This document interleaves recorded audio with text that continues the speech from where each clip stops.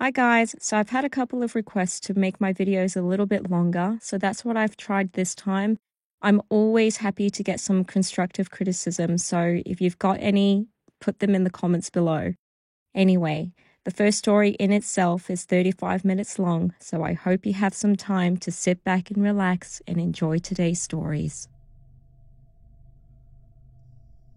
My friend Akira disappeared when we were in our third year of uni. Things were slowly starting to get real as our end to uni life got closer. We had both started looking for work, and although most students tried not to miss any lectures, Akira was more dedicated to spending time on his hobby, skipping classes as long as he didn't break the attendance policies. His hobby in question was going to abandoned buildings.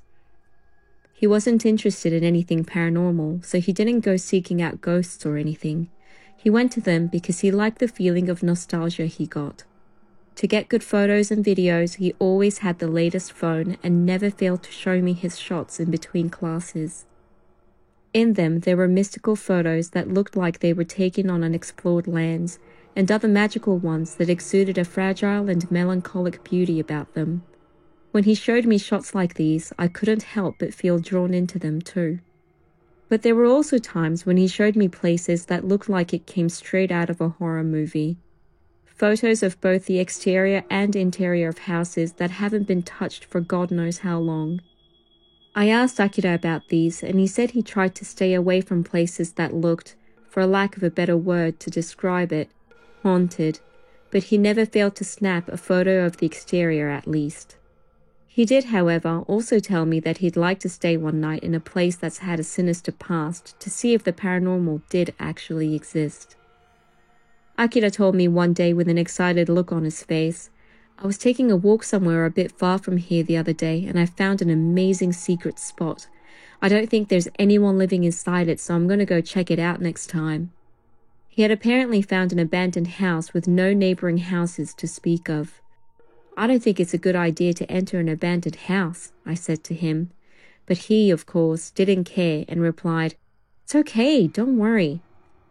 It seemed the only thing he had in his head at the time was going there. I would have never fathomed that this would be the last conversation I would ever have with Akira. At first, it was a minor realization like, I haven't seen Akira in a while. But that turned into not seeing him for a week, 2 weeks, and then to 3 weeks. I felt like something bad had happened to him and went to the university office to discuss the matter. It was then that I found out that his parents had applied for a leave of absence on his behalf. The university couldn't divulge anything else due to privacy issues. My friends and I used to wonder what happened to him, and after almost a month of not seeing him, I suddenly received a notification on my phone. I was in the midst of working on my resume, so I decided to ignore it, but when I glanced at my phone, I saw Akira's name, so I quickly picked it up. It was a message with no words, only a single video file that was 60 seconds long. I felt uneasy as I tapped to open the video. The footage was pitch dark for a few seconds, but an old room with tatami floors slowly came into view. In the middle of it was Akira sitting with his legs crossed. There was something that looked like an LED stick light in the corner of the room. It seemed like Akira's phone was attached to a tripod and he was filming himself. What creeped me out was that he had sent me a video that looked as if a third person had recorded it. I figured he finally decided to spend a night in one of the abandoned buildings and had decided to record himself. But it was strange that he wasn't looking at the camera at all. The footage in question showed Akira mumbling something to his phone the whole time, and that was it. There was nothing exciting about it at all. Why he decided to send me something like this had me puzzled. I replied straight away and asked him what this video was about, but no matter how long I waited, it was never marked as read from his end. The next day I told my friend that Akira had sent me a message. "For real?" he replied. From his response, I knew I was the only one that received anything. I secretly felt a bit happy because it made me feel like maybe Akira considered me to be his closest friend. But that was short-lived, and it was overshadowed with the actual intention of why this eerie footage was sent to me. I went without getting any replies from Akira, but a few days later I received another video from him. Once again, there was no text, just a video file. I could see from the thumbnail that it was taken in the same room as before, so I was thinking it would be something similar to the first one. Once I started to watch it though, I realized how shallow my thinking was. This time, the file was 72 seconds long. The first 20 seconds was exactly like the first video. Akira was sitting in the middle of the room mumbling something. After this, he finally looked up at the camera and his face immediately turned into that of horror. He opened his mouth and let out a shaky voice, his lips trembling as if I was watching some animated cartoon. It was a tad bit funny at first and I let out a giggle, but as I watched his face go blue, my heart skipped a beat. He stared at the camera and froze for a bit, but then jumped back and started moving backwards, kicking his legs to do so, and eventually bumped into the wall at the far corner. It was as if he was trying to run away from something that was slowly approaching him. I could tell he was scared like hell. He was further away now, so I couldn't see his face clearly anymore, but he covered it with his arms and tucked his body into himself. His movements were a textbook reaction of someone trying to distance himself from something terrifying. I wondered what he was so scared of and stared into the screen, hoping to see what it was. At 55 seconds, the camera shook, and almost as if someone had jumped onto a lower level, the camera dropped to the same height as Akira's face. Then, the footage started to move closer to him cowering in the corner. Prior to this, I thought the camera was fixed, but there was obviously someone else in the room with him. He usually went to these places by himself, but maybe he took a friend with him to stay one night. Even though it was abandoned, it was scary to stay a night by yourself in a house that was once lived in. It made sense that Akira went with a friend to keep him company. But then, why was he so scared? At about 70 seconds, he started to scream, and the footage ended. I didn't have it on silent, so his scream pierced through the speakers, and I jumped like a freaked-out cat. I almost threw my phone, but luckily, it only just slipped out of my hand and fell to the floor. Shit, that scared me, I said to myself. I picked my phone up and watched the video again, this time on mute. The footage ended as soon as Akira started to scream, so I couldn't see anything more. Not knowing what happened to him after this, I couldn't help but worry about his well-being. Seeing that my messages went without being read, I didn't know how else to contact him. What the hell is all this? I watched the video a fair few times, but all I could gather from it was that there was someone else in the room with him, and Akira was visibly petrified of this person. But this means that in the first video he sent me, he didn't know that there was someone else in the room with him. So does this mean that Akira was sitting there not knowing that he was being recorded? It didn't matter what I thought. There was nothing I could do and no way to check if my theories were true. But seriously, who recorded Akira and who was sending the videos to me? These two questions really bothered me. They were obviously sent from his phone, but considering I hadn't seen him for a month and he wasn't coming to uni, I couldn't help but wander off into darker thoughts. Maybe someone took his phone and is pretending to be him and he was in some situation where he couldn't contact us any longer. Did he get kidnapped? Should I go to the police with this? I went to the university office the next day and asked them to give me Akira's parents' contact details because I couldn't get in touch with him. But of course they couldn't give it to me, so I begged them to give his parents my phone number and to get them to ring me instead. I desperately told them that I hadn't been able to get in touch with him for over a month and that I was worried that he might be caught in a bad situation. I told them that the police might get involved with this, and that's when they finally folded and agreed to contact his parents on my behalf. Even if the university contacted them, there wasn't any guarantee that they'd call me at all. While I waited day in and day out for my phone to ring, I started trying to figure out which abandoned house he went to. I opened our chat history in hopes of figuring out where to start. He often used to take his motorbike and go off-road looking for places. In order to find that abandoned house, I needed to take into consideration that he rode his bike there. Our chat history was extremely long. I was scrolling up endlessly looking for a hint when my fingers stopped after a certain picture that he sent me. I pinched the screen to zoom in and saw that it was a photo of an extremely old abandoned house. It was a flat, one-story house and the roof was made of old Japanese tiles. You could see a bit of the garden at the back of the house where the weeds had grown to knee length. It was obvious that no one had been living in the house for a fair while now. The entrance was the sliding door type and there was a red mailbox next to its clouded glass panel. There was a high possibility that Akira had visited this house. It was in the shade and it oozed an aura of evil, but I tried to get as much detail from it as possible. On the fence, I found a plate that told me what area this house was in.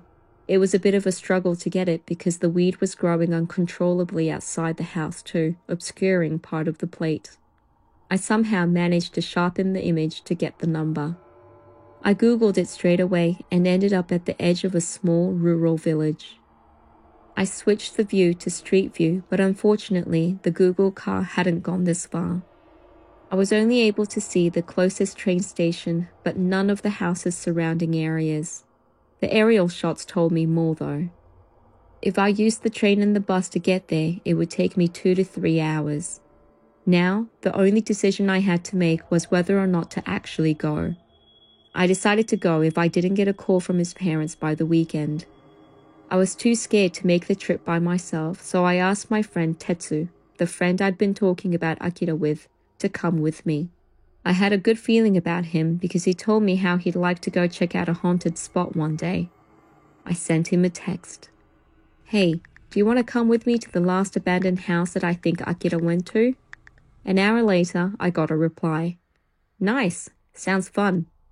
I told him we would go if his parents didn't contact me by the weekend, to which he said, no worries, and our plan was set. The weekend approached and his parents didn't contact me. I met up with Tetsu at the train station and we both headed in the direction of the abandoned house. Did Akira really disappear? I'm not really sure. Tetsu couldn't get in touch with Akira either, and he asked me if I knew what was going on, but I was in the exact same boat as him. I had no idea what had happened. The only difference was that I received a couple of videos from him, and that was it.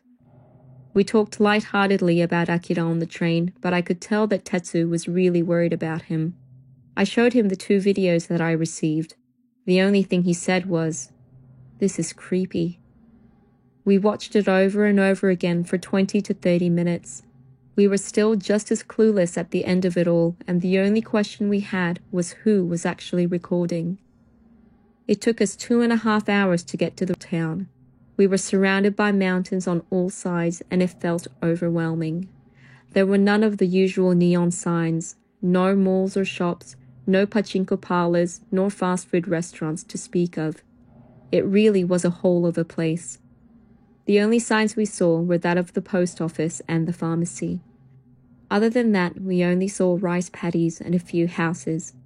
I remember being slightly impressed with Akira's knack for finding abandoned places in such a remote area. Which way? Hold on a second. Tetsu rushed me and I opened Google Maps. I knew the address, so after I put it in, all we had to do was follow the route. It was headed in a mountainous direction with 0 human presence. After about 10 minutes of walking, the houses that lined the narrow streets slowly became far and wide in between. We were soon walking into a forest which must have been the entrance into the mountain. The path was unpaved, but we saw some tin-roofed barns, tractors and small trucks along the way, so it brought a bit of relief that people still used these paths. After a few minutes of walking though, Google Maps started to take us deeper into the mountain where the route was half taken over by trees and bushes. You sure there's a house somewhere in there?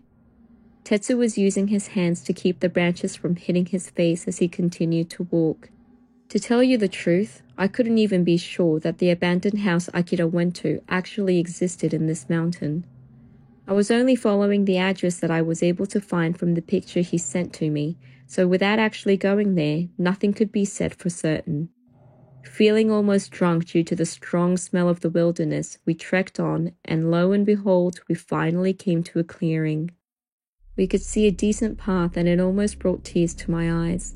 I looked up and I could make out the outline of a house slightly off in the distance amongst the trees. Maybe that's it. Looks like it. It had taken us 40 minutes to get here from the train station. We were finally at the place where Akira had taken a picture some time ago. We walked towards the house and compared it to the photo. He must have taken it in the summer because the grass and plants were extremely lush, obscuring the house in shadows. It was past summer at this point, and the vegetation was slowly starting to die, so it seemed like the weeds were at least 10 centimeters shorter than what was pictured. We looked at the entrance and could see the plate with the address number on the fence, plus the red mailbox. We were sure this was the place and gave each other a high five. It looks completely dilapidated. I wonder if it's really abandoned, I wondered out loud. Let's try ringing the bell. Actually, let's take a look at the electricity meter. That might tell us something, said Tetsu. The house was flat and looked to be built somewhere in the early 1940s. Tetsu was paranoid whether someone might still be living there. I told him it'll be quicker and easier if we just rang the doorbell. We pressed the button, but for obvious reasons, it didn't work.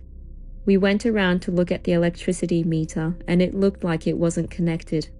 We also searched whether there was running water, but couldn't find any faucets. Walking back to the entrance, we tried to open the door. It slid open so easily that it caught me off guard. We were staring into a dark abyss, and I swallowed hard. It opened. Guess no one's managing this place.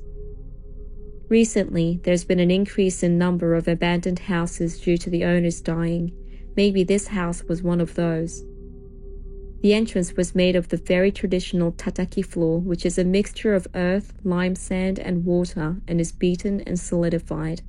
The sand walls had turned into a yellowish color, and the hallway stretched to the back of the house. The sun was still high up in the sky, but it was extremely dark and gloomy inside.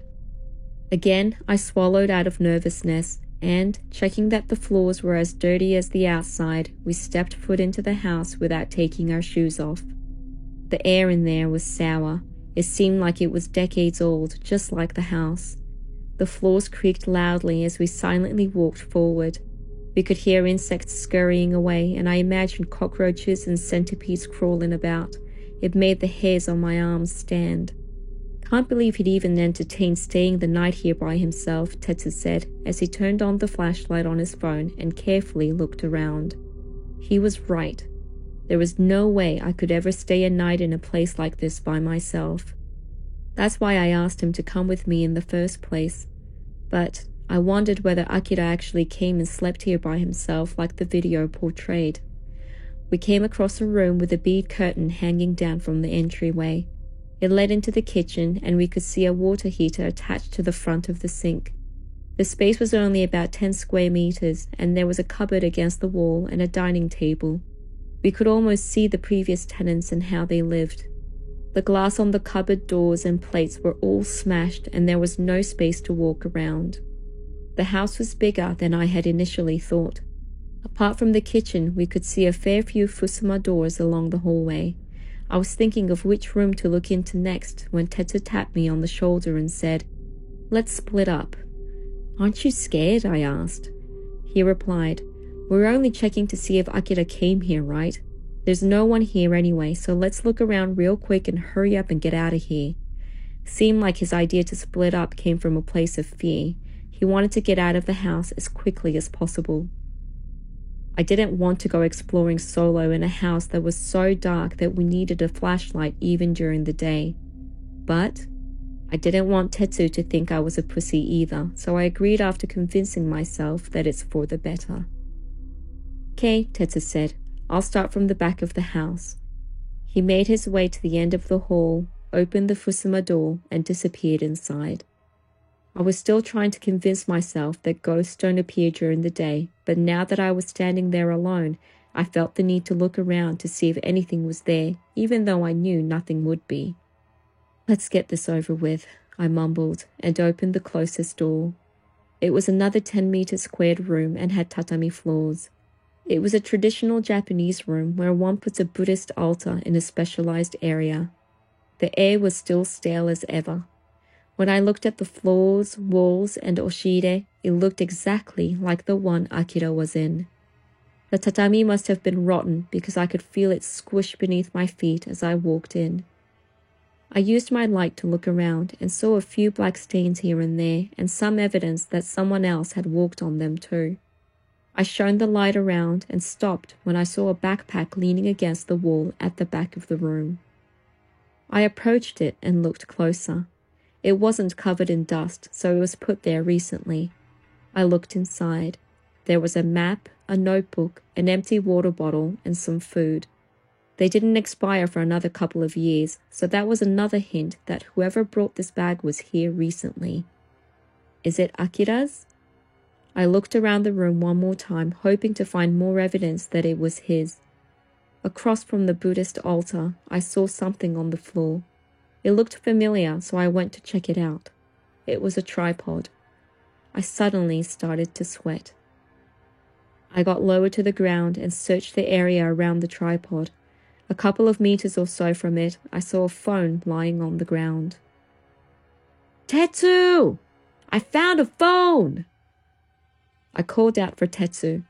There were many rooms in this house, but each room was small and the walls were probably thin, so I was pretty sure he could hear me. While I waited for him to come, I turned on the phone to see if it was Akira's. Luckily, there was still 7% of the battery left. I looked in the phone details, and thankfully, Akira had named his phone, so it was definitely his. We had proof that Akira had been here. I finally felt like we'd taken a step forward to finding out what had happened to him, but I felt a pang of worry to have discovered his things here and no actual sign of Akira himself. Remembering he recorded himself here, I went into his videos and played the most recent one. The thumbnail showed a dark shadow of him sitting in the room with the light in the back. He was saying to the phone, "So, something's going on here. I feel like someone is watching me and I have goosebumps all over. Look." It was almost as if he was recording himself for a YouTube audience. I could see him anxiously looking around as he moved his arms closer to the camera to show his goosebumps. It was too dark to see them, though. His mouth trembled, his teeth chattered as he spoke. He looked like he was about to have a panic attack. "I really feel like someone's watching me." He was rubbing his arms as if trying to get warm and looked past the phone towards the ceiling and froze. What is he seeing? I wondered when I began to hear Akira scream. I saw him jump back and he kicked the tripod over as he did so. Now the camera was pointing to the sand wall. The video I received was from an angle higher up, from another person's point of view. I could only see the wall now, but I could hear him screaming no and begging for forgiveness. The sound was loud and it echoed in the room. I couldn't see who he was so scared of and who he was apologizing to. He was obviously petrified of the person who sent me the video. My heart was racing after hearing his screams, but I kept watching. Now he was screaming for it to stop and yelling out for help. It was so loud that it sounded like he might tear his vocal cords. The video suddenly cut out in the midst of his screams. The room fell into silence again and I just stood there. I looked again at the thumbnail of the video. It was clear that he was here and it looked like he was attacked by someone, so now my concern for his safety was at its peak. Would someone scream like this if it was just another person, though? I really couldn't imagine who could have freaked him out that much. As I was trying to figure things out, I made a sudden realization. The video that was sent to me was taken from an angle somewhere above and from behind me. I suddenly felt a chill as if someone was there and slowly turned around.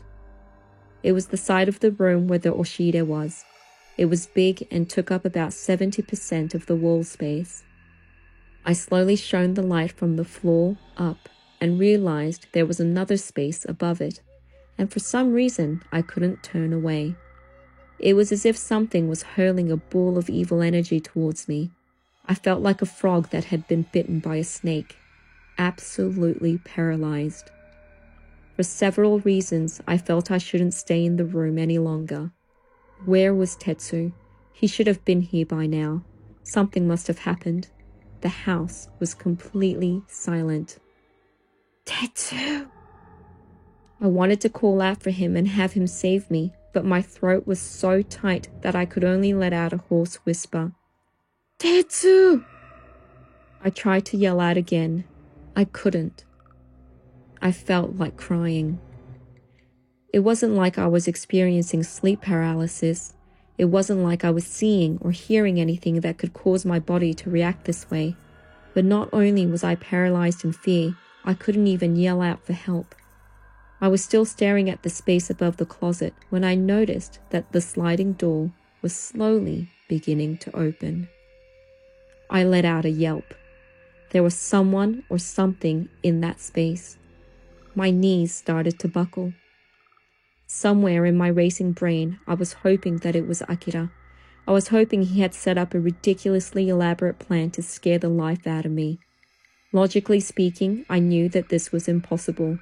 Not only had it been more than a month since he went missing, but I had to search high and low for this place. There was no guarantee that I would ever find it, so it didn't make sense for him to miss so many days of uni and set up a hoax of this magnitude. But more than anything, I wanted it to be true. I croaked out, Akira? Akira, it's you, right? No response. But the door was still continuing to open, very, very slowly. It was honestly horrible for my heart. Just then, I heard something heavy falling over outside in the hallway. I looked over to the door. I wanted to go out and see what happened, but in order to do so, I had to walk past the closet. Did the sound come from the back of the house where Tetsu went? Did something happen to him? Was he experiencing the same fear I was and trying to call out for help too? I wanted to go to him, but I also needed rescuing. I was panicking by this time and was trying to do my best to decide how to act. But before I could reach any sort of conclusion, I heard Tetsu yelling and calling out for help. He usually has a pretty low voice even for a guy, but his call for help was so high-pitched that it sounded like it came from a woman. Just from this, I could tell that he was experiencing something horrifying. I regained control of my body as soon as I heard Tetsu scream, and I ran out of the room. My courage didn't last long. It drained away as soon as I saw what was happening in the hallway. At the far end, his phone was on the ground with the light pointing up towards the ceiling. Tetsu was on his ass, his back against the wall. In front of him was a white shadow, and it was looking down at him. I couldn't tell whether it was a man or a woman because it didn't seem to have a head. It looked like it was wearing some sort of white gown, and its arms and legs were much longer than that of a normal person's. It was also extremely tall, over 2 meters tall. Its back was curved, and yet it almost reached the ceiling, and its arms were just dangling at its side. It was obviously not of this world, and it was inching its way forward towards Tetsu. I stared in disbelief, unable to move again, when I heard the sliding of the closet door from behind me. At this point, I was still standing at the entrance of the room, so if I took a step back, I'd be standing right next to the Oshide. There was a white something in front of me, and there was another something inside the closet behind me. I gritted my teeth. What the hell is going on in this house? I didn't want to turn around. I really didn't, but again, I couldn't control my body and I ended up looking back. My eyes went from the hallway to the entrance, to the room, to the wall, and finally to the closet. The closet was wide open now, and there was a head looking out from it. It looked mummified, but its eyes were still intact, and they were moving. I was panting heavily like a dog, almost about to hyperventilate, and I felt like my heart would come out of my chest. I collapsed to the floor exactly like Akira did. Did he see what I'm seeing now? It felt like time had stopped. Everything seemed to be in slow motion as I stared at the head that was moving from side to side, trying to come out. From my peripheral vision, I saw a shadow right next to me. It was strange to see a shadow in such a dark place, but when I turned my head towards it and looked up, I saw the white figure. The figure that was standing in front of Tetsu was now looking down at me. It stretched its long, skinny arms out.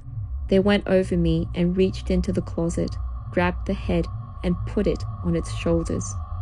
I didn't have any strength to get up and run, so I was sitting there and just watching this nightmare unfold.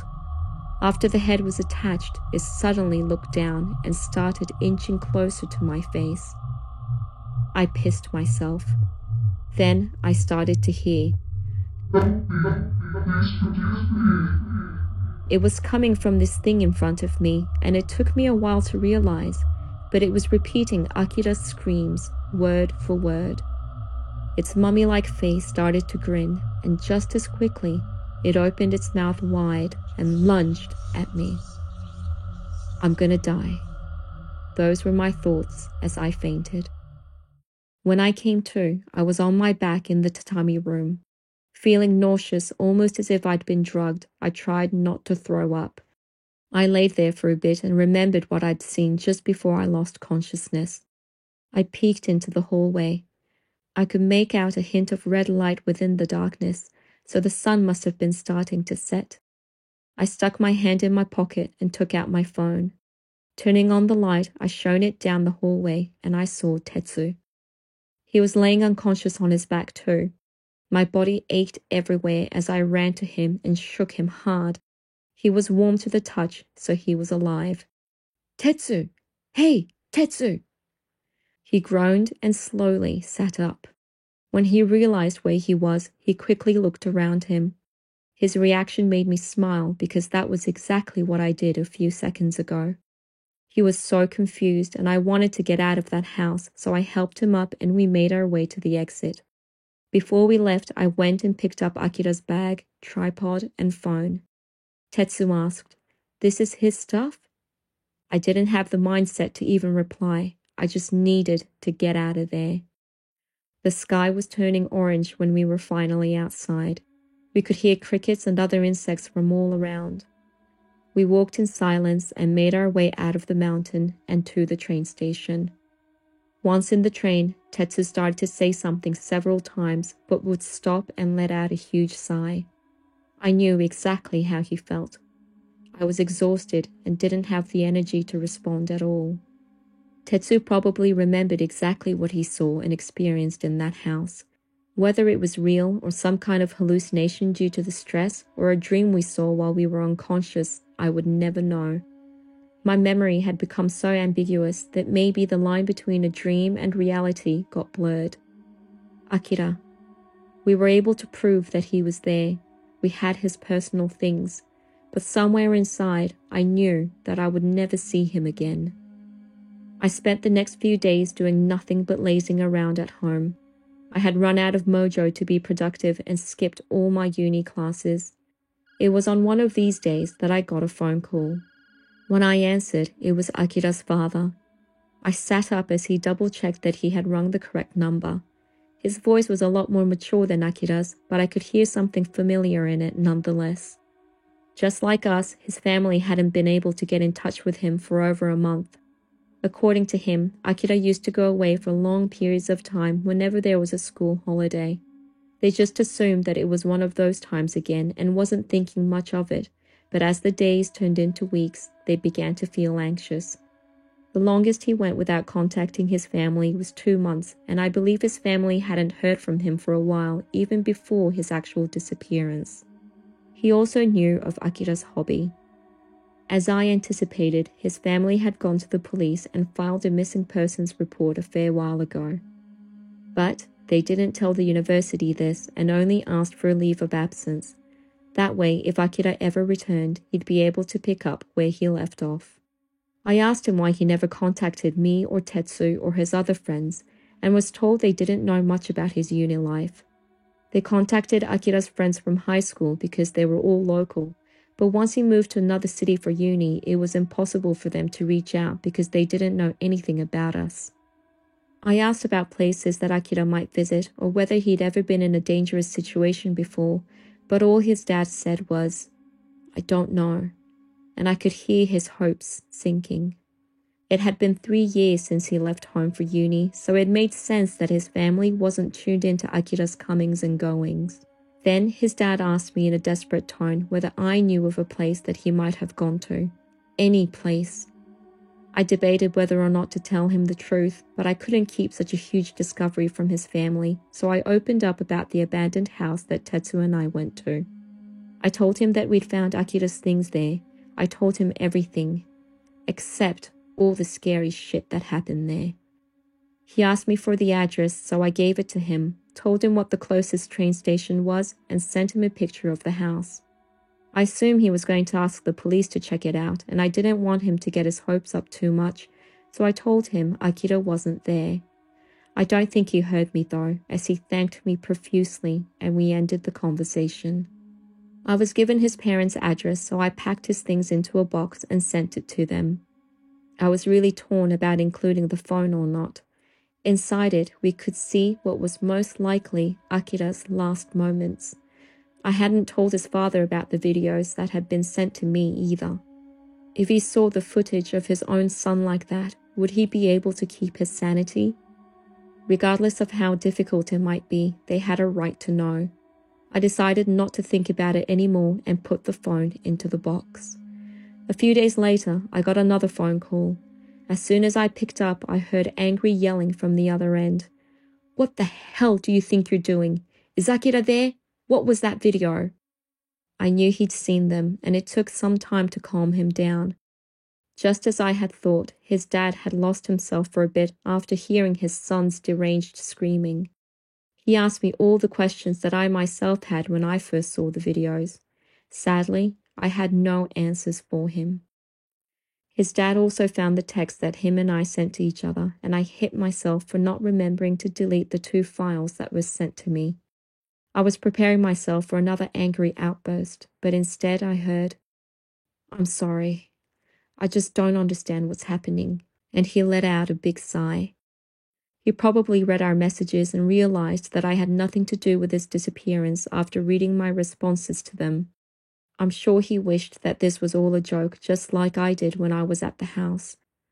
I could feel his pain, and I just sat there, unable to console him. There were no developments even after a few months. In order to be legally allowed to enter the abandoned house, they tried to find the owner. The ward office was able to tell them the owner's name, but there was no information about where they were currently living and whether or not they were even still alive. It was the only solid lead Akira's father had, so upon going to the ward office multiple times, he was allowed to go in with a representative from the office. We were on the phone after all of that occurred, and I asked, "Did you find anything inside the closets?" We looked in every single nook and cranny. We didn't find anything that belonged to Akira.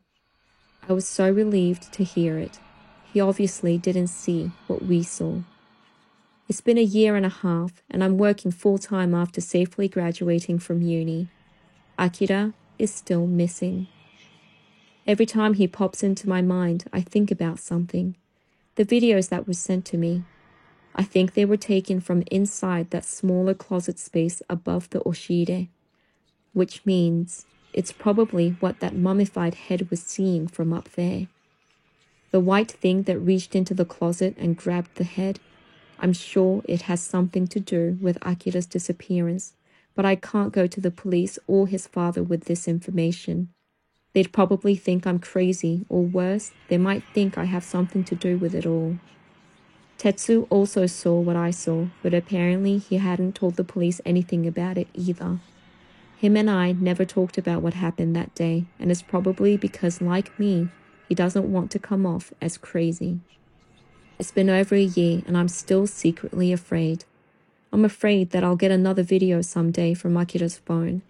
Maybe I'll receive it one day far off in the future when all this becomes a distant memory. Who knows if this day will ever arrive, but I still worry about him, and I worry about my own safety too.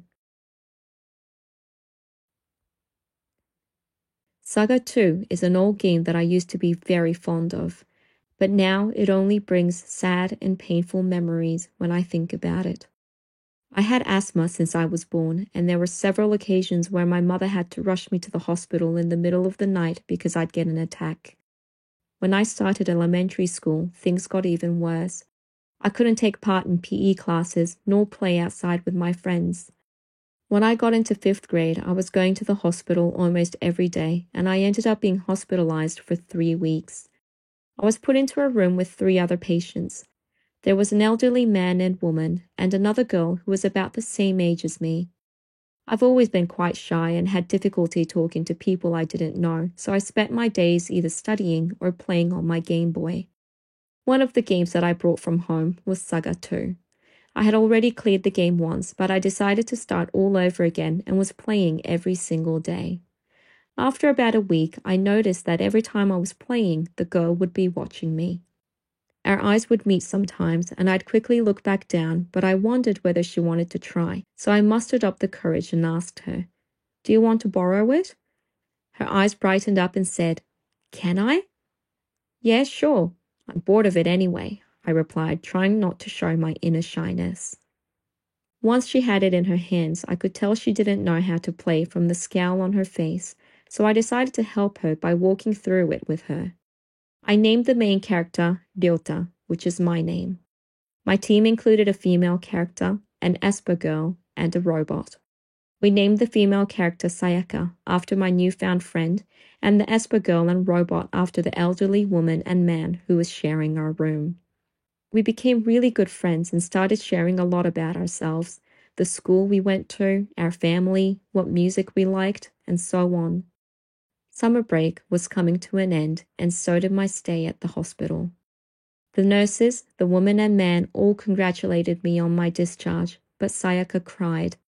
I almost cried seeing her like that, but I swallowed my tears and said to her, "You can borrow this until you're better. You better contact me when you get out of the hospital." I gave her my Game Boy and the Saga 2 game and left. I thought about visiting her several times, but I was too embarrassed to actually do it. Before I knew it, 18 months had gone by and I was about to graduate elementary school.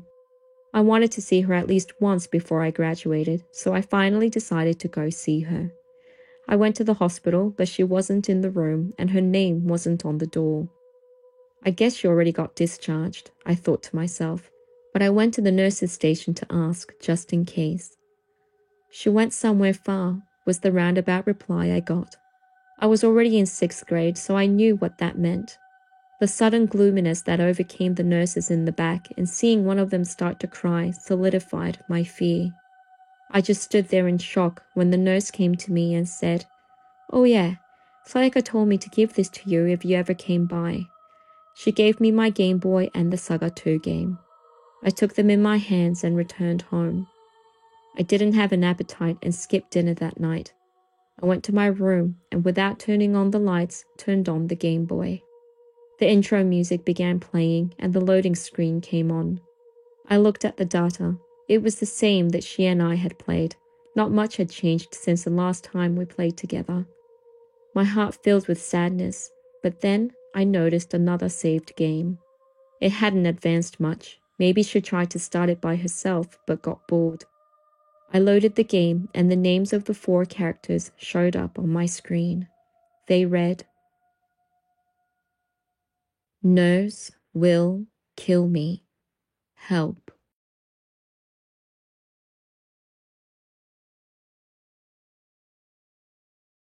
"10 years ago, I was a player and I used dating sites to meet girls. There was one particular free matching site called Star Beach, and I used this one the most. At times, a girl would show up that looked absolutely nothing like her profile photo, and I found it fun to sneak away in the middle of our dates. I was doing this for a long time, so obviously I hit the jackpot once in a while. When I met one of these women, we tended to hook up for a few months at a time, and even kind of date for a year or so. Using these dating sites was too much fun, and I didn't really want to be in any serious relationships. It suited my needs well. One day, I had to relocate for work. I was seeing a girl called Mika at this point. She had a boyfriend, but we were just having fun on the side, and it lasted for about a year. She called me out of the blue one day and told me she did something at work, so had to run away towards Shizuoka Prefecture. I think she was working at a mobile store, so I wasn't sure what she did that was so bad that she had to run away. And why to Shizuoka? Her boyfriend chased after her even though she was cheating on him this whole time with me. Anyway, being busy with moving to a new town, I wasn't seeing anyone, but once I got settled, I hopped back onto the site and started looking for someone new. That's when I met a university student, Rie. At first, she was meeting men online to get some money, but after we met a few times, she told me she didn't want my money anymore. She was quite younger than I was, and she had such big boobs, so even though she wasn't that good looking, I was more than happy to continue seeing her. We started to meet more frequently, going out for dinner and drinks. I remember she had a super high tolerance for alcohol. She only drank a little bit at first, but gradually started to drink more as we got closer. And then she started to open up about herself. My mother is Thai and she was abusive. She threw me out at one point, so I had to move into a shelter, but got bullied there and was sexually abused by the adults. I even tried to hurt myself at one point. Now I live alone with my mother, and my Japanese dad pays for my uni tuition. I've met a fair few women through these dating sites, and it's actually not that uncommon to meet women who have certain mental health issues. It's not like I could have done anything for her. I couldn't be her knight in shining armor. This might come off as insensitive, but I only listened with half an ear. It's dangerous to show empathy to women like this and to get in too deep. I had to protect myself and make sure I didn't show too much affection. In other words, I had to take care to keep her at arm's length. That night after we ate dinner, we headed to a love hotel as usual. After talking for a bit, we took a shower and finally had some fun adult time together. When we finished, we decided to just stay there for the night. Rie hugged her pillow and said to me hesitantly, So, today I went to see a doctor. Are you feeling sick? I asked. I really hope you don't get turned off after I tell you. I'm only coming clean because it's you. But I actually have someone else living inside me. The first time I realized was when I was living at the shelter. Once I got out of there, things seemed to be fine, but it's resurfaced recently. So I went to the doctor and I was told that I have dissociative identity disorder. What? Like a multiple personality disorder? Yeah, that. I'm surprised you've heard of it before. Shit. Please tell me you're joking, I thought to myself. I pretended to be a little bit concerned, which Ria picked up on straight away, and she began telling me how it started. It's a bit long, so I'll just tell you the important bits. She, Ria, has 3 other personalities: a young girl, a middle-aged man, and some strange woman. The one that appeared when she was at the shelter was the young girl and the middle-aged man. The woman appeared just recently when they were all reawakened after years of silence. The young girl is timid and easily scared. The middle-aged man is a bit aggressive. And the woman, she has no idea what this one's like. Rie is conscious of everything even when the other personalities come out. Apparently, it just feels like someone's taken over her body and she can't control it at all. There are times when she can feel that they're going to come out, while at other times she gets taken over suddenly without any warning. According to the doctor, the trauma she experienced when she was growing up is probably what caused it. I listened to her all the while vowing to myself that this would be the last time I would ever see her. I honestly felt bad about it, but if what she was saying was true, nothing good could come out of prolonging this physical relationship. I guess Ria felt relieved after telling me her biggest secret, that she fell asleep soon after. I glanced at her, praying she wouldn't wake up in the middle of the night, and closed my eyes. I don't know how long I slept, but I woke up to a sound. I looked beside me, and Ria wasn't in bed. I saw flickering light from the other side of the room. I looked in the direction, and I saw Ria standing there completely naked. Her back was towards me, and she was staring at the TV. I was about to call out her name, but something stopped me. What if? I thought to myself. What? No way! I heard the voice of a little girl. There was porn playing on TV, but it wasn't the voice of the woman in it. No, I can't. I can't do it, the voice continued. It must have been the little girl that Ria described earlier. I couldn't let out a sound as I just stared at her back in disbelief. We have to kill him. Next, I heard a deeper male voice. It really sounded like a man, and I flinched at the sound of it. Kill him? Shit. I need to get out of here. I'm telling you, I can't do it. Do it. You do it. The little girl and the middle-aged man were arguing back and forth. Ria was still standing there like a statue. I slowly crept out of bed, doing my best to not make a sound, and began to collect my things, just the bare minimum. I had no choice but to run away. I was almost shitting myself from fear of getting killed. My legs wouldn't work the way I wanted them to, as if my muscles were suddenly asleep. I did my best to control my legs as my knees shook. I put on my underwear, picked up my suit and bag, and began backing out of the room towards the exit. From this angle, I could see Ria from the side. Her expression was blank, her eyes not focused on anything in particular, and she didn't notice me. If you've never been to a love hotel in Japan, this is how it works. When you enter the room, the door is automatically locked. If you ever need to leave the room to go buy some food or drinks or get something from the car, you have to call the reception so they can unlock the door for you. When you're done using the room, you pay via a machine that's next to the door. Once you pay, the door unlocks automatically and you can leave. I put a 10,000 yen bill into the machine. It took a while for it to give me back my change. The bills were coming out one at a time, and it was taking much longer than I wanted it to.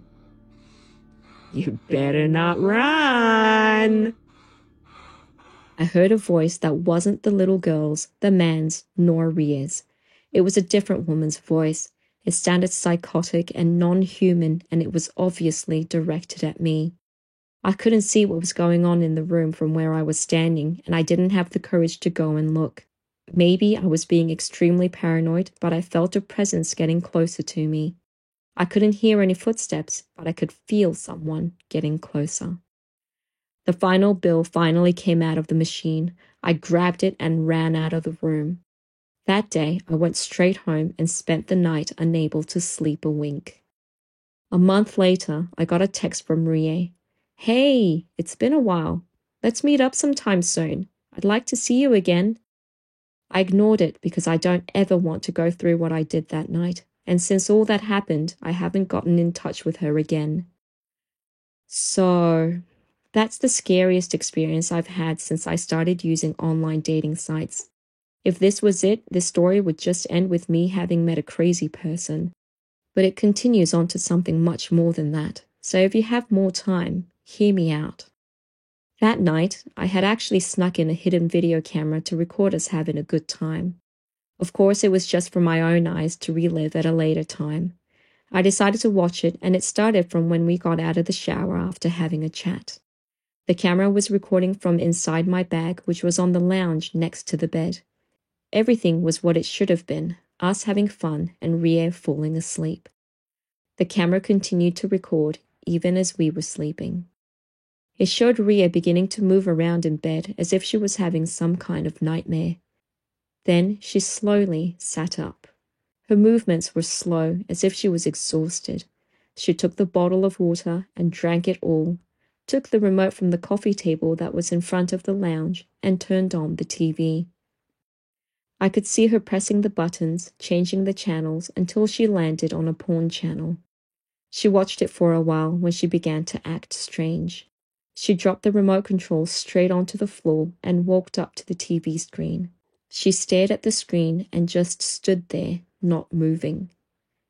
It was after this that her other personalities appeared, but something else was captured in the video that scared me to my core. Out of nowhere, a little girl and a man appeared, looking intertwined with Rie. They appeared suddenly out of thin air. This was scary as hell to witness, but what scared me the most was the strange woman that Ria talked about. The screen went black for a split second, then flickered back on. I thought the camera malfunctioned, but realized it was just super zoomed in to something. That something was an eye. An eyeball, to be exact. It was zoomed in on the woman's eyeball. She was staring into the lens of the camera, and the flicker was her blinking. She slowly backed away from the lens. She had the coldest and most evil smile I'd ever seen in my life, and she moved in next to Rie. It was after the three personalities sort of formed a circle around her that the voices began, but the only thing moving was Ria's mouth. Even the argument between the girl and the man was coming directly from Rie. After a bit, I could see myself getting out of bed and preparing to make a run for it. That's when the woman raises her arms and points her finger at me. She smiles creepily and slowly turns her body to face my direction. She looked so evil, and I could see she had some kind of malice directed towards me. I completely forgot about the video camera until I got home, so it was recording the entire time. I heard the woman saying, "You better not run," just before I left the hotel room, but regardless of my camera being in my bag the entire time, I could continue to hear the woman's voice.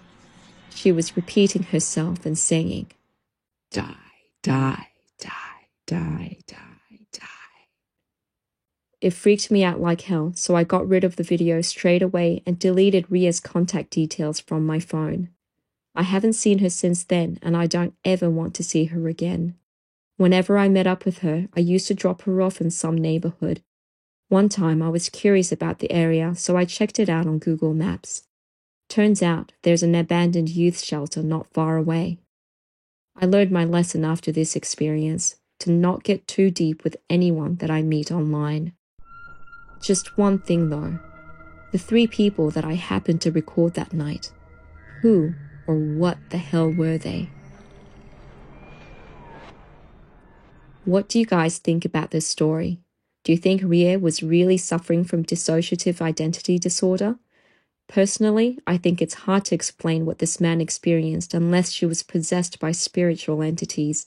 I'd love to hear your theories in the comments below.